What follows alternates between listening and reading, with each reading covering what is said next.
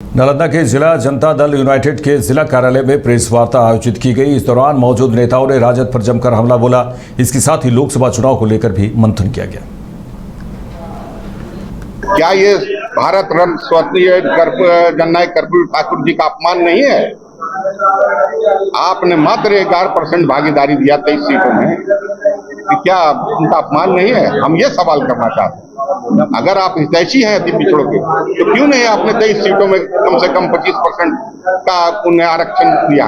25% की भागीदारी देते तो हम मान सकते। 2005 से अति पिछड़ों को जो आरक्षण देने का काम हमारे नेता आदरणीय नीतीश कुमार जी ने किया, चाहे वो त्रिस्तरीय पंचायत का मामला हो, सभी जगह अति पिछड़ों को आरक्षण दिया उन्होंने, अति पिछड़ों को नीचे से ऊपर लाया। तो जब हमारे नेता ने इतने सालों में इतना अति पिछड़ों का काम किया, आज 13 महीने के में आपने अति पिछड़ों के हितैषी हो गए। INDI अलायंस में आरजेडी को 23 सीट मिला। 23 सीट में अति पिछड़ा समाज को मात्र 2 सीट ही उन्होंने दिया, जो कि 11% कहा जा सकता है। और इनके नेता तेजस्वी यादव जी घूम घूम के दुष्प्रचार कर रहे हैं कि जातीय गणना हमने करवाया। तो उनको तो बताना चाहिए कि अगर जातीय गणना आपने कराया तब मुख्यमंत्री से बढ़कर थे क्या वो? पूरा देश जानता है, पूरा बिहार जानता है।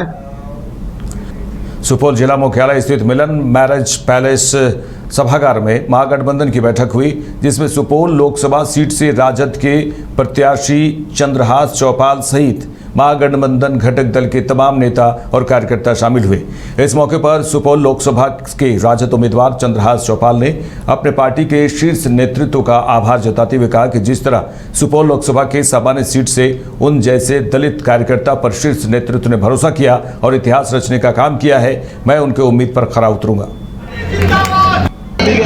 सबसे पहले राष्ट्रीय जनता दल के राष्ट्रीय अध्यक्ष और गरीबों के मसीहा, बेजुबानों की आवाज, देश के मास लीडर परम आदरणीय लालू प्रसाद यादव जी का मैं तहे दिल से कोटि कोटि नमन करता हूं। देश के युवाओं का सम्राट, बिहार के भविष्य और रोजगार पुरुष के रूप से विख्यात आदरणीय तेजस्वी प्रसाद यादव जी को भी मैं कोटि कोटि नमन करता हूं। एक जनरल सीट से एक दलित को बेटा को यहां से प्रत्याशी बना के अपने दल का एक इतिहास रचने का काम किया है। और मैं सुपौल के तमाम जनता मालिक से वादा करता हूं, यदि मुझे अपना आवाज बना के लोकसभा भेजने का काम करेंगे तो जिस तरह से निवर्तमान सांसद जनता के मुख्य धारा से, जनता के बीच से फरार रहा है, गायब रहा है, जनता में भारी आक्रोश है, मैं वो कमी नहीं खलने दूंगा। मैं अपने जनता मालिक के बीच हमेशा उनसे कदम से कदम मिला के उनके विकास के लिए, उनके सुख दुख में हमेशा उनके बीच उपस्थित रहूंगा। मेरा ये प्रथम प्राथमिकता हो। नीतीश कुमार ने 4 IAS अफसरों का तबादला किया है। राजस्व विभाग के सचिव दयानिधि पांडे का तबादला किया गया है। लघु जल संसाधन विभाग के सचिव बनाए गए हैं। उन्हें लघु जल संसाधन के सचिव आसिमा जैन का तबादला किया गया है। आसिमा जैन को सचिव नगर विभाग का सचिव बनाया गया है। संजय सिंह को सचिव नगर विभाग का अतिरिक्त प्रभार से मुक्त किया गया। ईखायुक्त गिरिवर दयाल सिंह का तबादला किया गया है। दयाल सिंह को राजस्व पार्षद का सचिव बनाया गया है। सचिव राजस्व पार्षद अनिल कुमार झा का तबादला किया गया है। अनिल कुमार झा को ईखायुक्त बनाया गया है।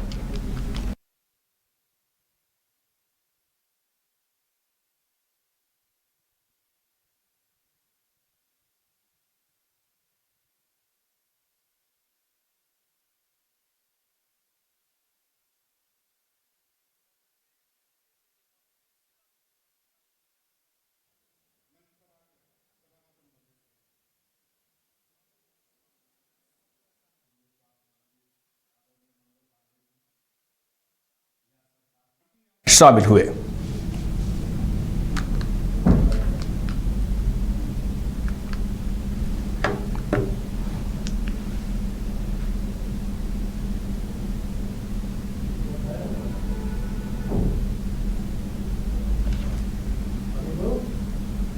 गठबंधन के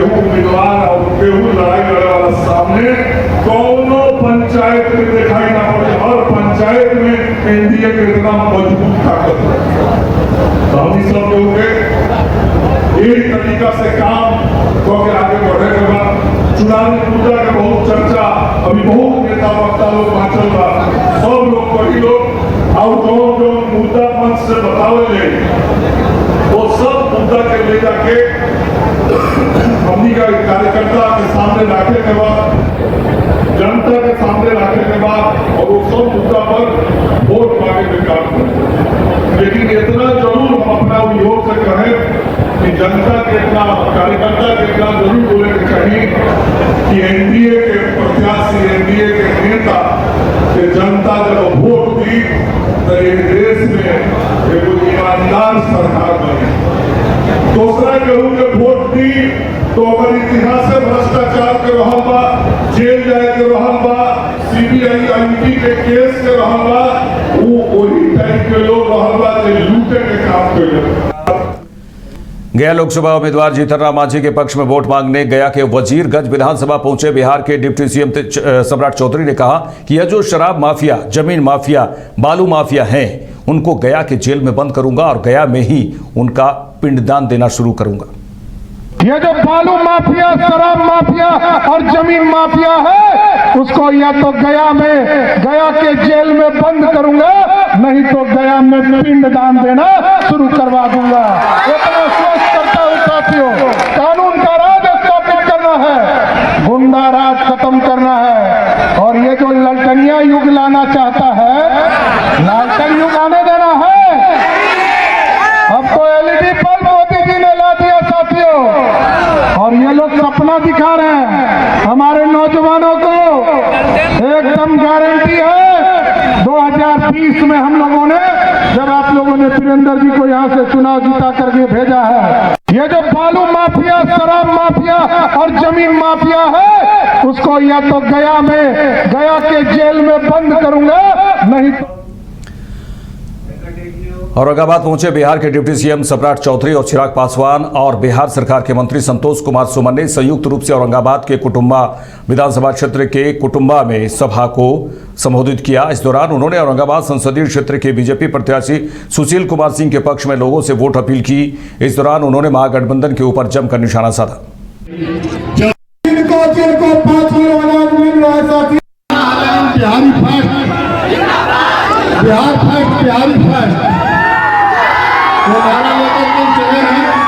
आज यहाँ के चुनावी सुरक्षा को, जो देश की महिलाओं को, देश के युवाओं को, देश अर्थशास्त्रियों का विषय पर नहीं, जिनको 5 किलो अनाज मिल रहा है साथियों, अब उसके लिए मोदी जी का एक और गारंटी आ गया, क्योंकि डबल इंजन सरकार नहीं थी तो बिहार में आयुष्मान भारत कार्ड नहीं बन पा रहा था, जिसका चिराग जी ने चर्चा किया। हम लोगों ने 2 मार्च को इसको लागू किया, और जानकर साथियों आश्चर्य होगा कि अभी लगभग 3 करोड़ लोगों का आयुष्मान कार्ड बन गया। अब कोई भी गरीब जो भी बीमार पड़ेगा उसको सीधे मोदी जी की गारंटी है, आप किसी भी हॉस्पिटल में भर्ती हो जाओ, आपको 5 लाख तक का इलाज मोदी जी के आशीर्वाद से आपके हॉस्पिटल का बिल पारित होता रहेगा। सीमाओं को सुरक्षित रखा तो वही अंतरिक्ष के माध्यम से कैसे हमारे देश में तकनीकीकरण के इस्तेमाल से देश के विकास को गति दी जा सके, इस दिशा में भी प्रधानमंत्री जी ने कार्य किया। साथियों, एक ऐसा प्रधानमंत्री जिसने हमारे देश का नाम दुनिया में ऊंचा करने का काम किया, एक ऐसे प्रधानमंत्री जिसने भारत के खोए हुए गौरव, भारत की खोई हुई अस्मिता को वापस लाने का काम किया। पटना के पालीगंज चारोमंडल अंतर्गत रानी तालाब थाना इलाके में बराह गांव में अपराधियों के द्वारा लूटपाट की नियत से गोलीबारी की घटना को अंजाम दिया गया। बताया जा रहा है कि बराह गांव में निसरापुर गांव निवासी रितेश कुमार पंजाब नेशनल बैंक का CSP शाखा चलाते हैं, जहां शनिवार की दोपहर एक बाइक पर सवार हथियारबंद 2 बदमाशों ने लूटपाट करने की नियत से धावा बोल दिया। जब CSP संचालक ने इसका विरोध किया तो बदमाशों ने फायरिंग करते हुए CSP संचालक के गले से सोने के चैन लेकर भाग गए। बताया जा रहा है कि फायरिंग के दौरान CSP संचालक रितेश को गोली लगी। फिलहाल उसे बिहटा में इलाज के लिए भेजा गया। पुलिस पूरे मामले की जांच कर रही है।